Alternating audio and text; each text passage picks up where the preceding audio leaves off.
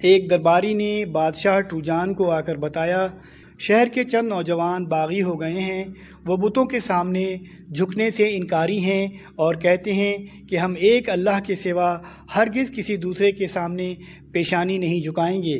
یہ سن کر بادشاہ ٹروجان فوری طور پر نوجوانوں کو دربار میں پیش کرنے کا حکم دیتا ہے۔ درباری حکم سنتے ہی دوڑ پڑے اور تھوڑی ہی دیر میں ان باغی نوجوانوں کو گھیر کر بادشاہ کے سامنے لا کھڑا کیا۔ اللہ تعالیٰ نے اس واقعے کو سورہ کہف کی آیت نمبر 9 سے 26 تک کے درمیان بیان فرمایا ہے۔ سوال و جواب شروع ہوئے تو نوجوان کا نعرہ توحید دربار میں گونج اٹھا، نہ ہی ان کی ٹانگیں کانپ رہی تھیں اور نہ ہی زبان میں لڑکھڑاہٹ تھی۔ انہوں نے کمال بہادری اور پوری بے باکی سے اپنا عقیدہ بیان کیا۔ ارشاد باری تعالیٰ ہے، یہ کچھ نوجوان تھے جو اپنے پروردگار پر ایمان لائے تھے اور ہم نے ان کو ہدایت میں خوب ترقی دی تھی اور ہم نے ان کے دل خوب مضبوط کر دیے تھے۔ یہ اس وقت کا ذکر ہے جب وہ اٹھے اور انہوں نے کہا، ہمارا پروردگار وہ ہے جو تمام آسمانوں اور زمینوں کا مالک ہے، ہم اس کے سوا کسی کو معبود بنا کر ہرگز نہیں پکاریں گے۔ اگر ہم ایسا کریں گے تو ہم یقیناً انتہائی لغو بات کہیں گے۔ یہ ہماری قوم کے لوگ ہیں جنہوں نے اس پروردگار کو چھوڑ کر دوسرے معبود بنا رکھے ہیں۔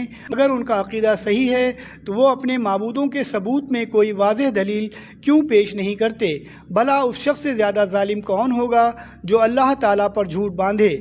بادشاہ ٹروجان نے نوجوانوں کی بات سن کر انہیں سوچنے کے لیے کچھ دنوں کی مہلت دے دی اور ساتھ ہی یہ دھمکی بھی دی کہ اگر وہ اپنے موقف سے پیچھے نہ ہٹے تو انہیں سولی پر لٹکا دیا جائے گا۔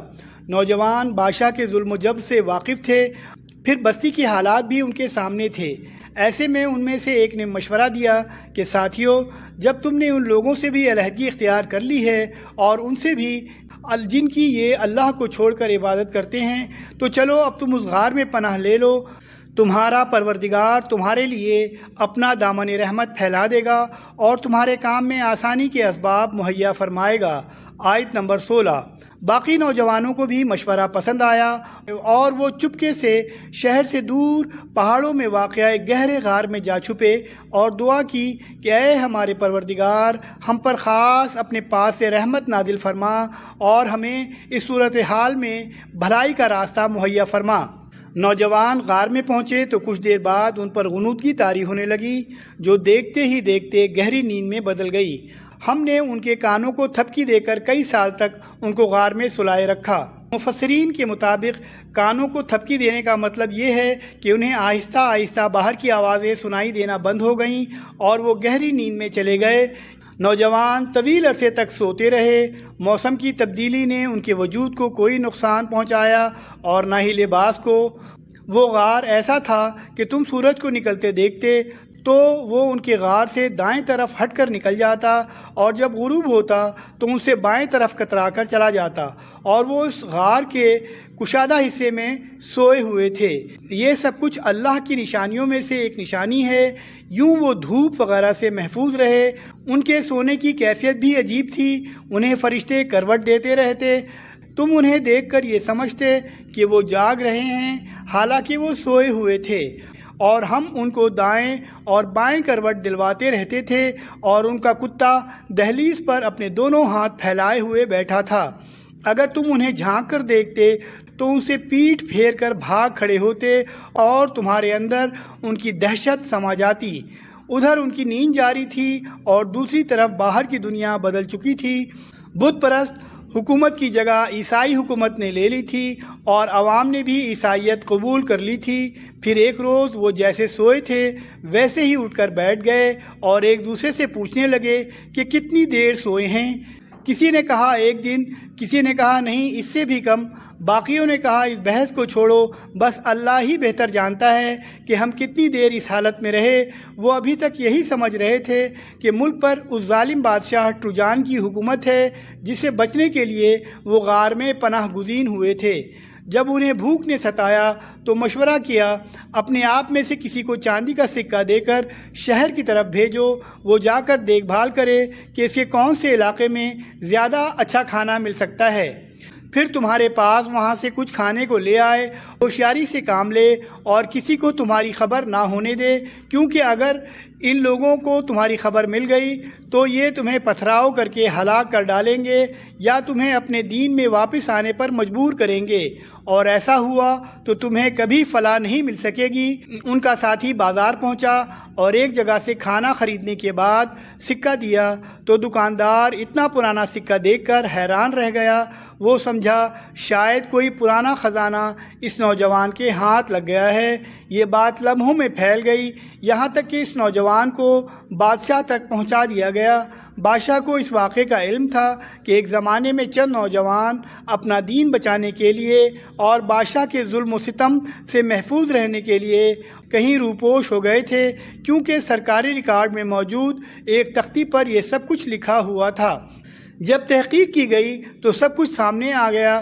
اب کیا بادشاہ اور کیا عوام، سب ہی ان نوجوانوں کے گرویدہ ہو گئے اور ان کی خوب آؤ بھگت کی گئی۔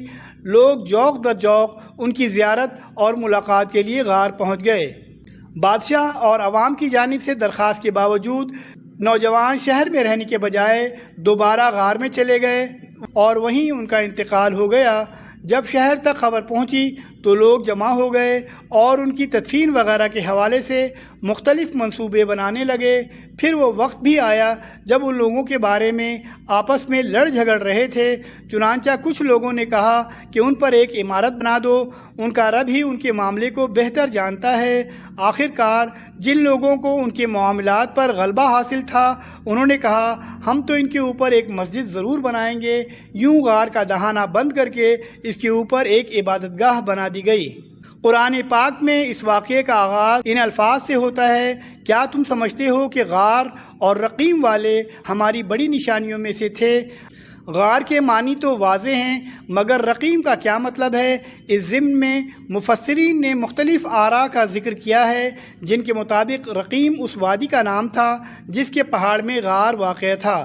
رقیم پہاڑ کا نام تھا، اس شہر کا نام رقیم تھا، اور یہ کہ رقیم سے مراد وہ کتبہ ہے جو اس غار پر اصحاب کہف کی یادگار کے طور پر لگایا گیا تھا۔ بعض مفسرین کا کہنا ہے کہ یہ واقعہ ایلا یعنی عقبہ کے قریب واقع رقیم نامی شہر میں پیش آیا، جہاں بت پرست نبطی حکمران تھے۔ رومیوں کے قبضے کے بعد اس شہر کا نام بدل گیا اور اب اسے رقیم کے بجائے پیٹرا کہا جاتا ہے۔